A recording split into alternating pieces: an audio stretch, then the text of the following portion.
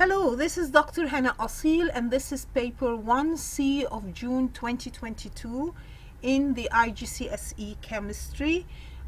Let's take a look at the questions and discuss the answers. The first question said the diagram shows the electronic configuration of an atom of an element. Name the part of the atom that contains protons and neutrons. Of course, you realize that the first few questions in any paper are usually the easy ones. So protons and neutrons are present in the nucleus. Please make sure you write correct spelling of anything that you write as an answer. Give the number of protons in this atom. Now, how do we know the number of protons? It is the same as the number of electrons, since this is an atom, not an ion. So how many electrons do we have? We have 11 total, 11 electrons. That means we have 11 protons. Give the number of the group that contains this element. Now, how do I know the group? We said the number of the group is the same as the number of electrons in outer shell. So in this outer shell there is 1 electron, so this is something in group 1. Give the number of the period that contains this element. How do we get the period? The number of the period is the same as the number of shells. So how many shells do we have here? We have 3 shells. That means this is in period 3. Give the charge on the ion formed from this atom. Now, if this atom is going to form an ion, what is it going to do? It has 1 electron in its outermost shell. It will lose that 1 electron, and that means it will have an extra proton, so extra positive charge, so the charge is +1. The box shows some changes of state, and he says complete the table using words from the box. So water to ice. Water, of course, is a liquid. Changing to solid, liquid to solid is freezing.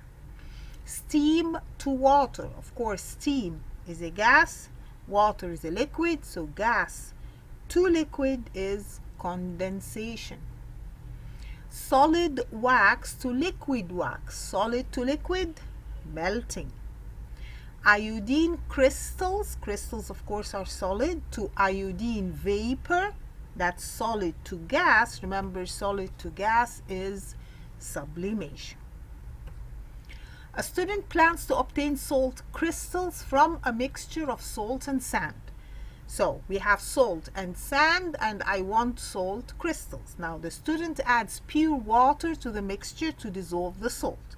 State 2 things the student could do to make the salt dissolve quickly. Of course, if you want something to dissolve quickly, what can you do?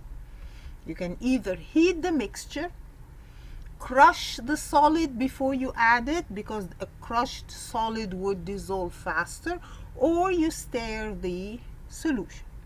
State what the student should do next to separate the sand from the salt solution. So I had salt and sand.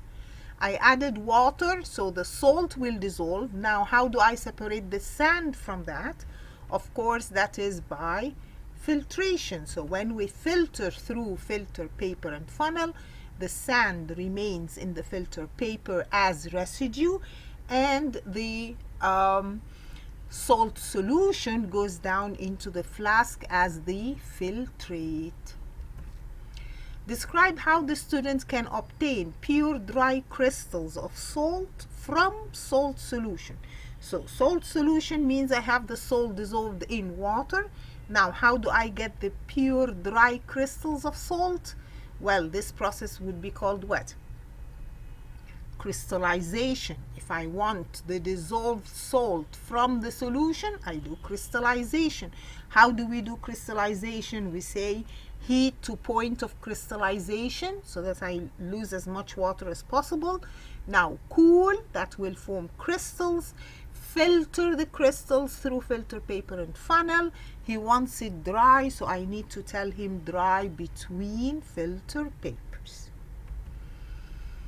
Then question 3 says crude oil is an important source of organic compounds. The diagram shows how crude oil can be separated into fractions by fractional distillation.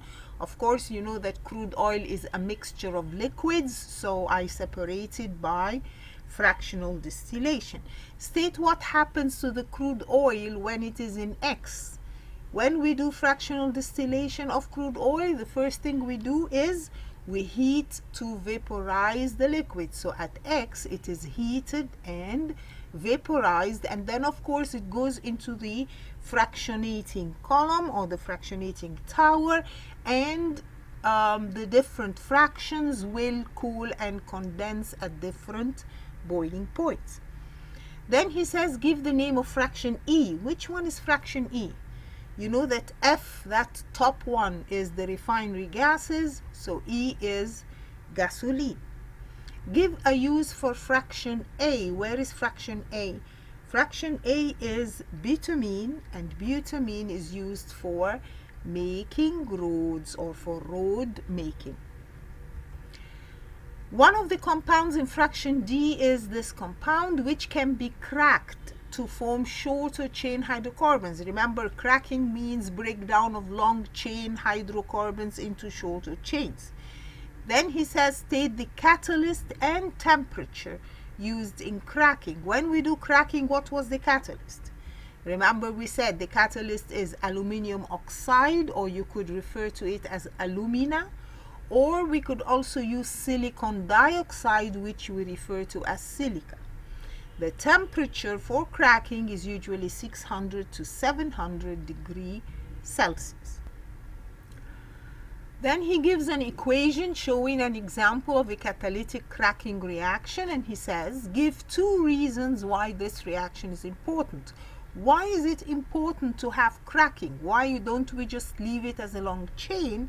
Remember, we said that when we do cracking, this produces shorter chains, and the shorter chains are more useful and more profitable economically. They will be sold at higher prices. And cracking also produces alkenes, which we need to make polymers. Sulfur is an impurity in crude oil. Explain why this is a problem for the environment. Now, when we have crude oil that has sulfur in it, what is bad about that? Remember that when we burn the crude oil, then the sulfur will become sulfur dioxide. The sulfur dioxide goes up into the air, dissolves in the rainwater, and becomes acid rain, and that is not good for the environment. So remember that the problem with fuel that contains sulfur is when burnt, it forms sulfur dioxide. This dissolves in the rainwater, forming acid rain. And of course, when acid rain falls, this dissolves limestone in buildings, kills plants, kills marine animals. A student uses the reaction between iron and oxygen to find the percentage of oxygen in air. The diagram shows the apparatus the student uses. State why iron powder needs to be wet. What are we doing? We have iron and oxygen. That means the iron is going to rust. And remember that this has to have water because water is needed for rusting of iron. State the color of the compound formed when the iron rusts. Remember that the iron is a metal normally with a gray, silvery appearance, but when it rusts, it becomes reddish brown. So it turns to the reddish brown color. Give the formula of the compound formed. When iron reacts with oxygen and forms rust, what is the compound that is formed? It is iron 3 oxide, and he wants the formula. So remember that the valency of iron is 3, so we put 3 under the oxygen. The valency of oxygen is 2, we put 2 under the iron. So rust is Fe2O3, that is iron 3 oxide. Explain the advantage of using iron powder rather than pieces of iron. Remember, iron powder means tiny pieces of iron instead of large pieces. And remember that using smaller pieces makes larger surface area, more particles collide at the same time, and the iron would rust faster. The syringe in the diagram shows the reading at the end of the experiment. Now complete the table to show the readings on the syringe. Give both values to nearest 1 centimeter cube. Okay, let's read the syringe. If you look at the syringe, the reading on the syringe, so that is the reading at the end of the experiment, is 16. Now, what was the syringe at the start? He's telling me that the change in volume was 65. That means start minus end is 65, and that means that what did I start with? I started with the total of that, so that is 81. So if I start with 81, at the end it's 16, the difference would be 65. The student repeats the experiment and obtains a different set of results. Use the results to calculate the percentage by volume of oxygen in the air. How do we get percentage oxygen in the air? He's giving me the volume of air in the conical flask and glass tube is 260. The syringe reading at the start is 90 and the syringe reading at the end is 22. To calculate the percent oxygen, I have to get the amount of oxygen at the beginning. How do I get the amount of oxygen? It is the difference between start and end. So 90 minus 22, that is the volume of oxygen at the beginning. But I have to divide it by the total volume of air in the apparatus. How much air did we start with? Well, remember, he's telling me that the volume of air in the flask and the glass tube is 260. But I also have the syringe at the start was 90. And that means my total amount of air that I started with is 260 plus 90. And I can use that to get the percent oxygen in the air. Okay, question 5. This question is about alkanes and alkenes. The alkane C5H12 has 3 isomers, and he's saying what is meant by isomers. Again, do not mix up between isomers and isotopes. Isomers are compounds having the same molecular formula but different structures. So they have the same number of carbons, same number of hydrogens, but different structures or different displayed form. The next question says calculate the relative formula mass of C5H12. Again, how do we calculate MR? It is the mass of carbon times how many carbons I have, plus the mass of hydrogen times how many hydrogens I have. So I have 5 carbons, each of them has an atomic mass of 12, plus I have 12 hydrogens, each of them has a mass of 1, so my total MR is 72. This is the displayed formula for one of the isomers. Give the name of this isomer. How do we name an organic compound? First, we count the number of carbons. How many carbons do I have? I have 5 carbons. 5 carbons means pent. Now, it is pent what? All the bonds are single bonds and there is nothing else other than carbon and hydrogen. So this is an alkane. So the name of this is pentane. Draw the displayed formula of the other 2 isomers. So I want to draw 5 carbons in 2 other different ways. Instead of having all the 5 right after each other, I can have 4 in a long chain and 1 in the middle, or 3 in a chain and 2 in the middle. So these are the 2 different isomers of pentane. Ethane and ethene both react with bromine. Of course, ethane is an alkane, ethene is an alkene, and they both react with bromine. Now describe the differences in the reactions of ethane and ethene with bromine. Refer to conditions, products, and type of reaction. So let's take this one by one. When ethane reacts with bromine, ethane is an alkane. When it reacts with bromine, we said alkanes are relatively unreactive, so you have to put it in presence of UV light. Then what happens? We said when an alkane reacts, and this reaction is called what? It's called substitution reaction in presence of UV light. And what happens is we remove one of the hydrogens and put one bromine. So my product is bromoethane plus the remaining Br with the hydrogen I removed. So my other product is hydrogen bromide. But with alkenes, what happens is when we react an alkene with bromine, what happens is the double bond opens up and I put Br on the adjacent carbons. So this is called an addition reaction. Remember that alkanes do substitution, alkenes do addition reaction. This happens at room temperature. You don't need any specific conditions. And my product is dibromoethane, and that's the only product I have.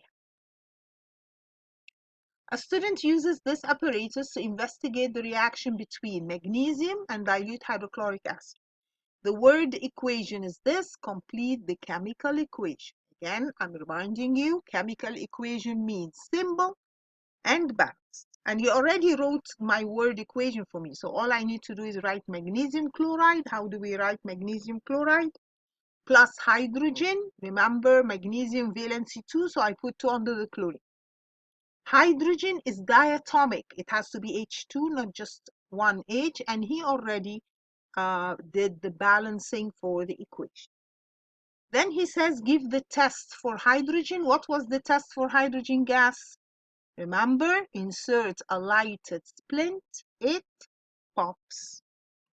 The student uses this amount of magnesium and this amount of hydrochloric acid. Show by calculation that hydrochloric acid is in excess.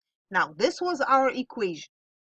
Magnesium plus 2HCl to give magnesium chloride plus hydrogen. Now, he's giving me information about both reactants and he wants me to show that HCl is in excess. So what do?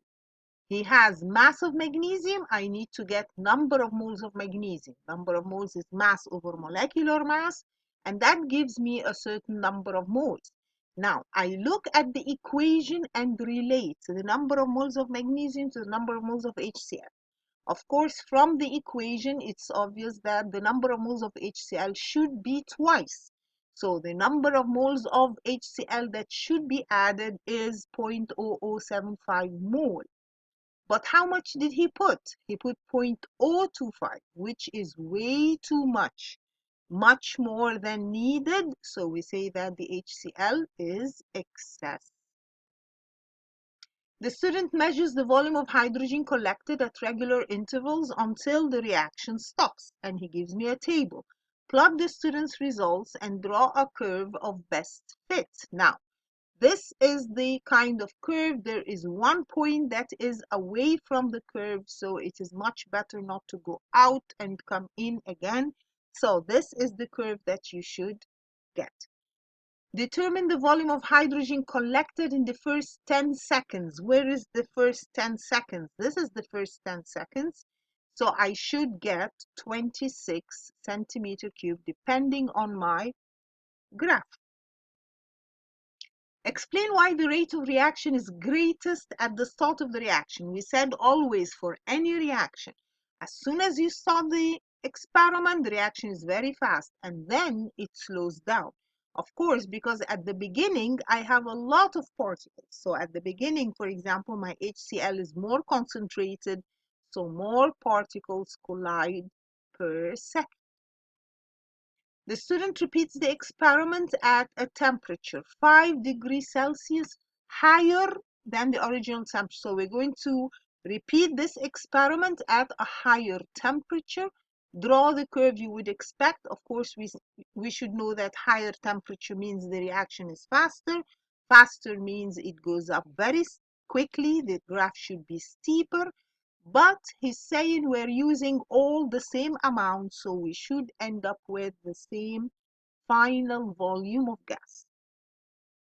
Explain in terms of particle collision theory how increasing the temperature affects the rate.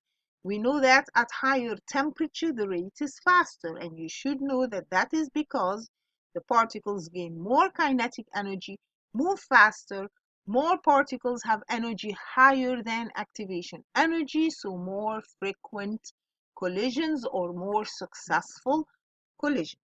Remember that the question says, explain how it affects the rate. So you have to tell me first, how does it affect the rate? Many students forget to mention that at higher temperature the rate is faster. Then explain why it is faster. This question is about copper and copper compounds, and he gives me two isotopes of copper, and he's saying what is meant by isotopes. Remember, we said isotopes are atoms of the same element having the same number of protons but different number of neutrons. Then he wants you to calculate the relative atomic mass of this sample of copper. Now, when we have two different isotopes and I want to get the relative atomic mass, how do we calculate it? We said the mass number of the first one times its abundance plus the mass number of the second one times its abundance over 100. Can you see that? He says copper 63 has abundance 69.5%. Copper 65 has abundance 30.5%. So from my calculation, the relative atomic mass of copper overall should be 63.6. When copper 2 carbonate is heated, copper oxide and carbon dioxide are formed. What is the name of this type of reaction? So he's starting with copper carbonate. He's heating it, breaking it up to give copper oxide and carbon dioxide. This is called decomposition. Actually, it is called thermal decomposition because you're using heat. Which color change occurs? You should know that copper carbonate is green.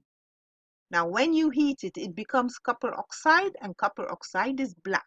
So the color change is green to black. A student uses this apparatus to find the value of X in the formula copper sulfate X water. So he's trying to get how much is X. This is the student's method. Find the mass of an empty boiling tube. Add hydrated copper sulfate to the tube. So we're starting with the hydrated, which is the copper sulfate with the water. Record the mass. Heat the hydrated copper sulfate until it changes color. Allow the tube to cool, record the mass again. Then he gives a table of the student's results and he says, calculate the mass of copper sulfate alone. How do we calculate the mass of copper sulfate alone? We have mass of tube and copper sulfate. And we have the mass of the empty tube. So the copper sulfate would be the mass of tube and copper sulfate minus the mass of the tube. So that comes out to be 7.68. Then calculate the mass of water. How do we get the mass of water? Well, we have a mass of tube and copper sulfate X water. And we have a mass of tube and copper sulfate alone. So the difference between them would be the mass of water. Then he says, show that the value of X is approximately 4. We said when we do that, we do it as if we're trying to get the empirical form. So we found that the mass of copper sulfate is 7.68. The mass of water, 3.57. Now what should we do? Divide by the MR. And then the numbers that come out, we divide by the smallest. This comes out to be about 1 to 4. So that is correct. Then he says the actual value of X is 5. So instead of the 4 that we got, it should be 5. Give a reason why the calculated value of X is lower than the actual value. Remember, what did he do? He got the mass of the hydrated salt and then he heated it to remove the water. Is he sure he removed all of the water? Well, obviously he didn't. So the hydrated salt was not heated long enough. So not all the water of crystallization was removed, and that is why when he calculated the amount of water in the copper sulfate, it came less than it should be. Question 8 says diamond and graphite are giant covalent structures made of carbon atoms. The diagram shows their structures. Discuss the differences between diamond and graphite. Refer to structure, bonding, electrical conductivity, hardness. Please, when he gives you a list like this, make sure you answer each point. Okay, so differences between diamond and graphite. How do we compare between diamond and graphite? We know that both diamond and graphite have giant three-dimensional structure with strong covalent bonds between carbon atoms. But then diamond is different from graphite. Diamond has rigid tetrahedral structure in which each carbon is bonded to 4 other carbon atoms. This makes it hard. It does not conduct electricity because it does not have any free moving electrons. On the other hand, graphite is made up of layers of 6-sided rings in which each carbon is bonded to 3 other carbon atoms. It has weak attraction forces between the layers, and this makes it soft since the layers can slide over each other. Also remember, graphite conducts electricity. It's the only non-metal that conducts electricity because it has free moving electrons. Each carbon should have 4 electrons. It's using only 3 of them to bond with the 3 carbon atoms. So each carbon has 1 free electron that is floating around and allows the graphite to conduct electricity. C60 fullerene is a simple molecular substance made of 60 carbon atoms. The table shows approximate melting points of diamond, graphite, and fullerene. Remember, we said diamond and graphite are giant three-dimensional structures, many carbon atoms that need a lot of energy to be broken, while he tells you, and you should know, that the C60 fullerene is a simple molecular structure. This has weak attraction forces between molecules that need a small amount of energy to be broken. Remember, whenever he says that something has low melting point, it is due to weak attraction forces between molecules that need a small amount of energy to be broken. This question is about the oxides of lead, and he's telling me there's something called the yellow lead oxide, and when it reacts with hydrogen, it produces lead. Complete the equation for the reaction by adding the missing state symbols. Okay, what is the state symbol of hydrogen? You should remember that hydrogen is a gas, lead is a solid, and water is a liquid. What is the charge on the lead ion in lead oxide, PbO? To know the charge on the lead, let's compare oxygen. Where is oxygen? Oxygen is in group 6. That means it has 6 electrons in its outermost shell, and that means its valency is 2. It needs 2 more electrons. So its valency is 2. What about lead? Now, lead, we said, is unique. It's in group 4, so actually it should have a valency of 4, but it is an exception. You can see that oxygen has a valency of 2, so I should put 2 under the Pb. But I didn't because there is another 2 under the oxygen, so the lead cancels the oxygen, so the lead must be plus 2. Explain why the reaction of yellow lead oxide with hydrogen is a redox reaction. This was the equation. And he's saying, why is this a redox reaction? Well, remember, redox means it involves both oxidation and reduction. So the lead oxide changed to lead, it lost oxygen, that is reduction. The hydrogen gained oxygen and became water, so that is oxidation. So remember that when he says it is a redox, this is because it involves both oxidation and reduction. And you have to tell me where is the oxidation and where is the reduction. So PbO loses oxygen, so that's why we say that is reduction. The H2 gains oxygen, and that is why we said this is where we have oxidation. Describe a physical test to show that water is pure. What was the physical test to show pure water? Remember, to indicate that this is pure water, we heat to boiling. It should boil at 100 degrees Celsius. When red lead oxide, which is Pb3O4, is heated, it gives the yellow lead oxide, which is PbO. A scientist heats a known mass of red lead oxide in a crucible in a fume cupboard. The scientist leaves the crucible to cool, then records the total mass of the crucible and its contents. Describe what the scientist should do next to make sure that all the red lead oxide has reacted. Remember, when we do this, we heat the crucible, cool it, weigh. But then, in order to make sure that the reaction has finished, we need to reheat, cool again, and reweigh until the mass remains constant. So we say reheat, cool, and reweigh till constant mass. If the mass is no longer changing, that means the reaction is finished. The red lead oxide used in the reaction has a mass of 5.48 grams. Calculate the maximum mass of yellow lead oxide that could form. This was the reaction. The red is the Pb3O4, the yellow is the PbO. He says I have 5.48 of the Pb3O4. He wants to know how much of PbO I could get. So he gives me a mass, I need to get number of moles.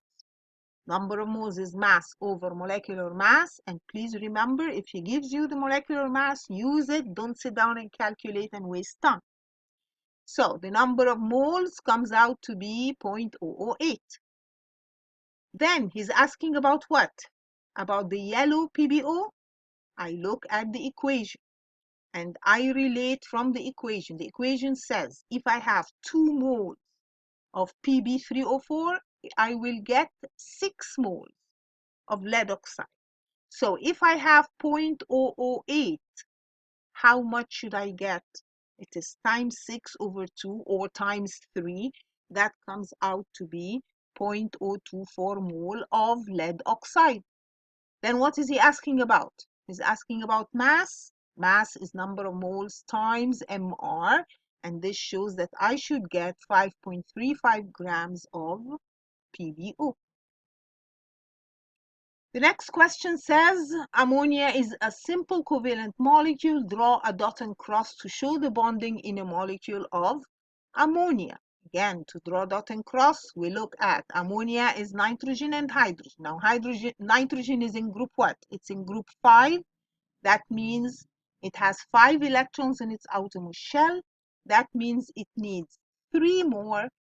Each one is donated by a hydrogen, so this would be the dot and cross of ammonia. Remember that nitrogen had 5 electrons in its outermost shell. It used up only 3 of them for bonding, so it still has 2 more electrons that are not involved in the bonding. The table shows the names and formula of some ammonium compounds. Complete the table. Okay, so he gives me the formula of ammonium sulfate. Then he wants the name. What is NH4Cl? You should remember that NH4 is ammonium. So this is ammonium chloride. Now, how do I write the formula of ammonium carbonate? Ammonium carbonate is CO3. You should remember that the valency of carbonate is 2. So I have to put 2 under the NH4. When ammonia reacts with sulfuric acid, ammonium sulfate is formed. Write a chemical equation. Ammonia, of course, is NH3. Sulfuric acid is H2SO4. Ammonium sulfate, that's how you write it. And remember to balance. And remember that ammonia is a base. It reacts with acid to give only salt because it is the only base that does not have any oxygen. So we don't have salt plus water, for example. Describe a test for ammonium ions. What was the test for ammonium ions?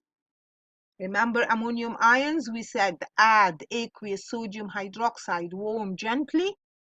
It gives out bubbles of gas, which is ammonia, so they turn damp red litmus to blue. The table gives some information about ammonia and ammonium compounds. Calculate the percentage of nitrogen in ammonium nitrate. How do we get percentage nitrogen? It is the amount of nitrogen over the total MR. Now I have in ammonium nitrate, I have 2 nitrogens. So that is 2 times 14, 2 times the molecular mass of, or the atomic mass of nitrogen. Over the total MR times 100, this gives you the percent nitrogen. Fertilizers add nitrogen to the soil to help plants to grow. Ammonia and ammonium sulfate can both be used as fertilizers. Discuss the advantages and disadvantages of using each of these as fertilizer. So, and he says the pH of water is about 5.6. Rainwater is approximately 5.6. Okay. Now, what is the difference or advantage or disadvantage of using either ammonia or ammonium sulfate? You can see that I'm adding fertilizer to give the soil nitrogen. So it is much better to use something that has more nitrogen. So the advantage of using ammonia is that it has higher percent nitrogen. But then he says the pH of ammonia is 11. This is too high. If I add it to the soil, it will make the soil too alkaline and this would damage the plants. So that's a disadvantage of using the ammonia. The ammonium sulfate, its disadvantage is that it has lower percent nitrogen, but then its pH, it's approximately the same as rainwater, so it will not raise the pH of the soil.